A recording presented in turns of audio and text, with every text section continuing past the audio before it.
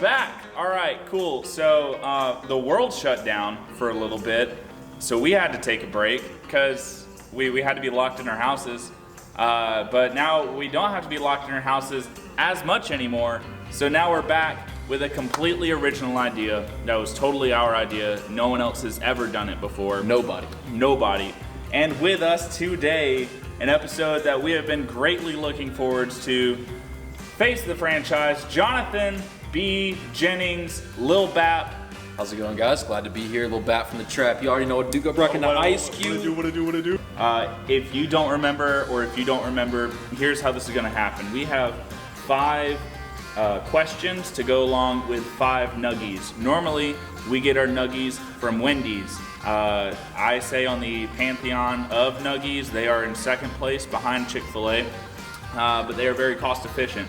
But this man right here is very bougie, and he didn't want Wendy's nuggies. He wanted Chick-fil-A nuggies, but not just Chick-fil-A nuggies, grilled nuggies. So we got it. We're gonna start off not spicy, but then it's gonna quickly ramp up to very spicy. But how we're gonna do this is we're gonna eat a wing. You're gonna sit there and watch us just chew on some food. Maybe you like that. I don't know. Then after we eat the nugget, I'm gonna ask Jonathan a question, and we're just gonna have some fun. Are you ready? Yeah, dude, I'm ready whenever you are. All right. Well, hey, let's bring up the champion of this show, one and only JD, our sauce man. The man, the Give myth, me the my legend. wing, boy. Well, what you got for us? Yes, sir. It's the classic Louisiana hot sauce, and it is a beautiful. Louisiana hot sauce There you go, fellas. on a grilled nugget. Let's eat this nugget. How you like it? How you like it? You're already starting to feel the spice. It's a little bit spicy. I'm not getting the trip, bro. It's kind of hot. All right, man. Where are you from? I'm from Lebanon, Tennessee. It's a city about 30 minutes east of Nashville. So grew up there, grew up on a farm, and so it's a little rural, small town in Tennessee.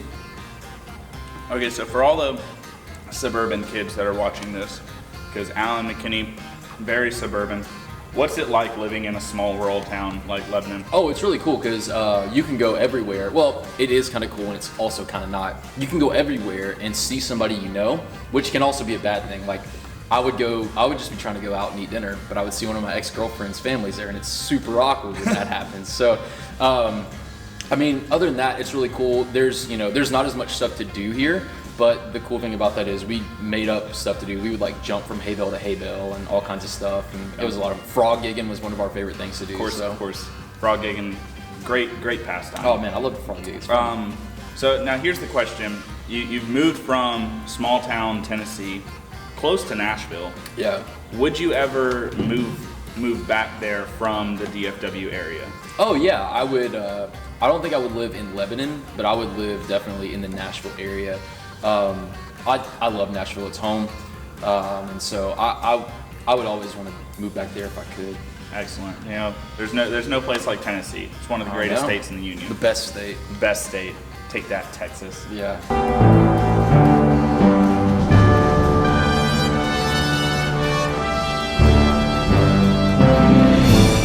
I'm pretty sure we're gonna get fired because of that. All right. Well, with that hot take, we're gonna move on to the next hot wing. JD, what you got for us this time? I did not drink milk or water that time. I want you to know that. I took a sip of water, I was tough. but Give me the smaller one. Okay. okay. That one looks big. Dude, his is noticeably smaller. Mine is noticeably smaller. Dude, come on. All right. What sauce did you have for us? Oh, yeah, man. This is the Slap Your Mama, my personal favorite. Mom, I promise I would never my slap personal you. second favorite. Your personal second. I'll favorite. never slap you, Mom. All right. Well, let's go ahead and down this wing. Dink.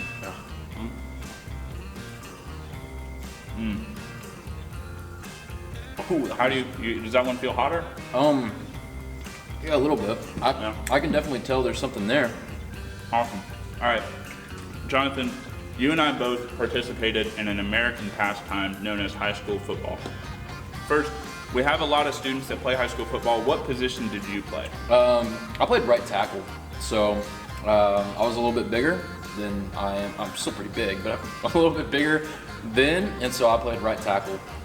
What was it like playing high school football? Like, did you learn any life lessons? Was it fun? Did you kind of hate it? It built up my competitiveness, so I love to compete. I'm a very competitive person. But more than anything, you know, it taught me how to work hard. My first 3 years, we were like 3-7, 2-8, 3-7, and then my senior year, we went 8-2, and we were ranked as a top 10 team in the state. And so, you know, it was really cool to see the growth and see the hard work that was put in the weight room and the film room and then, you know, in the practice field that translated onto Friday nights. But, you know, for me, I see, I have friends and people that play, you know, college football and then heard stories from the pros that they get to that level and they hate it. And so I think everybody loves playing high school football because it's for fun. You're doing it in front of your hometown for your home team. And so, man, it was a lot of fun. And I really enjoyed playing high school football. And it was probably top 10 like time period of my life will be playing high school football with the Central Wildcats. And sports has been a big part of both of our lives for a long time. But I mean, coming from, you know, small town Tennessee, there's a specific sport. Yes, it's a sport that's very important to Tennessee and Georgian culture. I grew up loving it, fell out of love for a little bit, but then I've started loving it again. Jonathan, can you tell me what that sport is? I'm assuming you're talking about NASCAR. Preach it, brother. Yeah, so in downtown Nashville, there's a place called, what is it called? It's like the Nashville Racetrack Motor Speedway. It's changed names over the years, and that's like one of the most famous racetracks of all time. Like Richard Petty has won there a lot. Dale Earnhardt's won there a couple times. Dale Waltrip. So, you know, that's really cool. And like even this week on this Sunday that, you know, I guess y'all won't see this. We're filming it on Thursday, but on Sunday the 17th, NASCAR's coming back to Darlington, which is like one of the coolest tracks in America. So yeah, I love NASCAR. It's really fun. It's really exciting. I'm really excited to watch it again. So excellent. Well, I love NASCAR. I also love chicken wings. JD, go ahead and bring us up our next wing, because this next sauce is one that I love. This is my favorite part of the show. JD, tell us what sauce we're about to eat. This is the Yellowbird habanero condiment, and it is delicious. So They're not a sponsor. habanero sounds pretty hot though. Habaneros are hot, but it's got a mango flavor. I can like smell it. It's definitely spicy. Yellowbird, not a sponsor, but if they wanted to sponsor, I'd be fine with that. I've never had this, so let's try it. Go ahead. Drink it.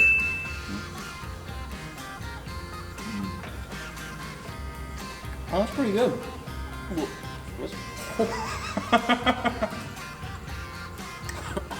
Dude, what is the last sauce like? Oh, it's pain. Dude, I don't want to do it. I'm done. I don't want to do it. I'm out. Dude, ask me the next question. I just want to get this over with now. I'm scared. All right, so this next one is what we're going to call the Instagram deep dive. For most people, we have to hop over to Facebook, but for you, you don't have a Facebook. Mine actually got hacked by someone in Vietnam, so that's why I don't have one. So, well, also on your Instagram, it seems like you deleted a lot of pictures from high school era. Yeah, I was fat. Which was a good move. So this was the cringiest picture I could get. Oh yeah. I didn't read the caption. The only thing I could think of was, what up, rolling up to the church to preach a funeral, but you're really excited about it. So can you explain like what's going on in this picture? That's the church I served at before Cottonwood. It's got about maybe 80 to 90 members in it max. And that's where I served for 5 years of my life. So this habanero is hitting different. Hang on. Oh my gosh. Oh, give me a second. Yeah, so this is actually my last day there before I left to come to Texas. And so that was just me like wishing my goodbyes, I guess. Yeah. As you can tell, it's like you got like, the wires running through, and that was like my office over there. Oh, that was your yeah, office? it was a double wide trailer. So That's so beautiful. All right, so we're gonna move on to the fourth sauce. Dude, I'm gonna be honest, this milk is trash. yeah, this is bad milk. Where'd you get this from? What kind is it? Borden. Don't buy this. It's not good. Yeah. Borden, don't ever try to sponsor us. Yeah. It's not good. Not a sponsor. Stay that way. I'm afraid to drink the water. I know what happens. What? You went with the 2%. Because that was all that was there. All right, so we're gonna move on to the fourth sauce. My least favorite sauce. My least favorite part of the show. Even less than just like having pain. I'm starting to sweat a little bit. You're starting to sweat? Let me say something real quick. I am legitimately like scared to drink the water because I know what happens. It like makes it worse. Yeah. Dude, I had a thing of jalapeno chips the other day and my mouth was on fire, so I'm struggling right now. All right, well, gosh, this... Is this hot? No, it's just bad. This is the mule sauce.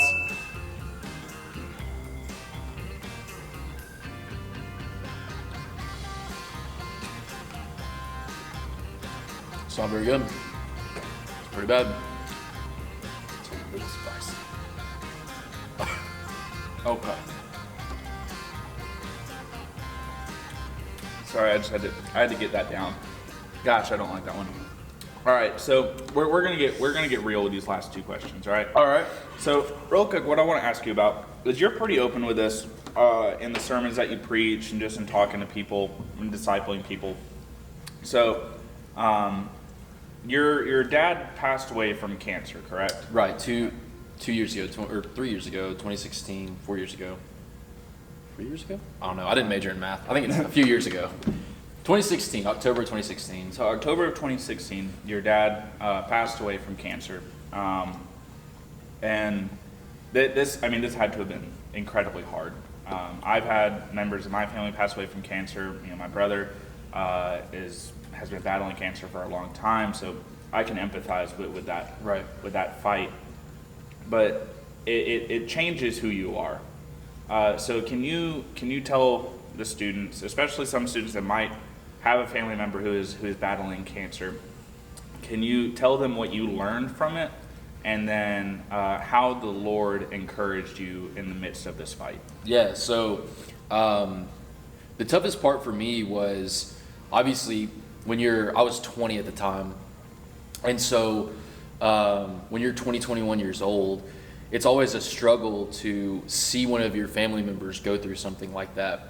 And for me, I was not only struggling with my dad going through cancer, but I was, in my senior year of college, so there was all these projects and papers and everything due. Plus, our church was kind of going through a rough spot, and we had a split, and me and our song leader were kind of the only ones left, so I had to take on responsibilities there. So between all that, I was extremely stressed, and I didn't really deal with the grieving process until I got to Texas. And I always tell people Megan's my greatest blessing, because Megan came into my life at the perfect time and helped me through those things and was able to work with me through that. But the one thing I learned from it all was that I saw my dad, and the reason I'm able to go to seminary and about to graduate is because my dad, even until they set a deadline for him. They're like, Ken, this is the last day you can work until we're gonna cut you off and you have to go get radiation chemo.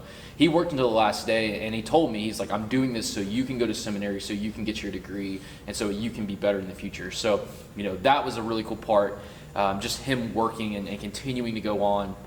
And then every morning, he was always in the Word. He was always studying God's Word. He was always praying.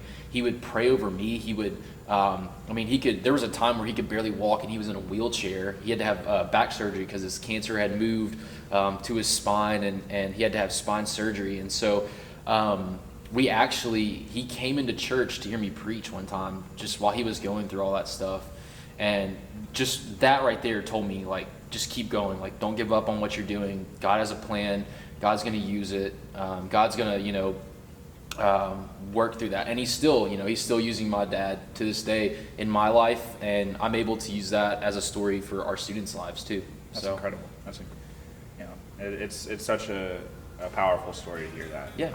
Sorry. So let's move on to this last wing. I'm nervous about this. So, you nervous about it? So you asked me about my dad, and I didn't cry. Yeah. But the wing is going to make me cry. All yeah, right, I wanted you to be at least a little bit coherent for that question, because that's a little bit heavier of a question.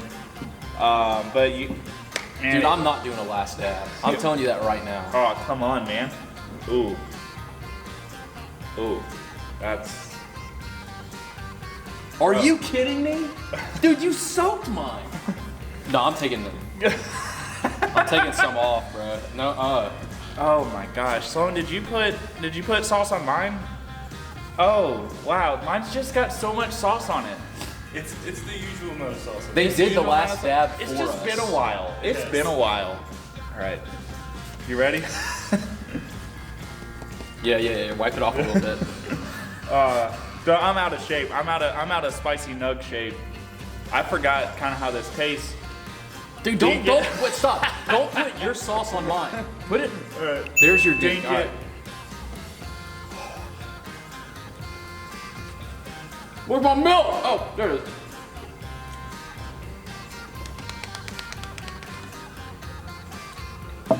Oh shoot.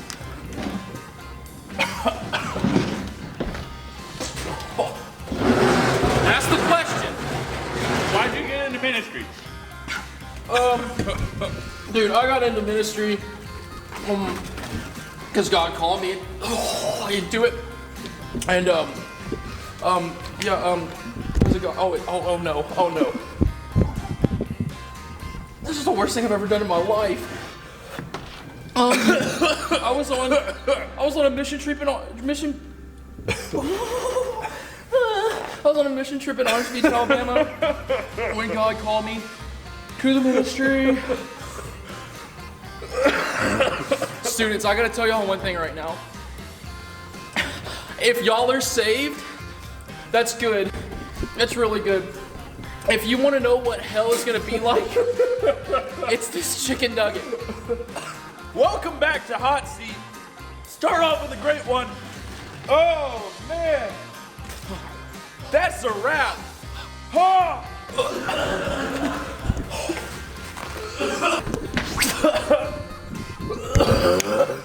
Oh. Where them little bites at? Bro, give me something, bro. I feel like I'm about to die.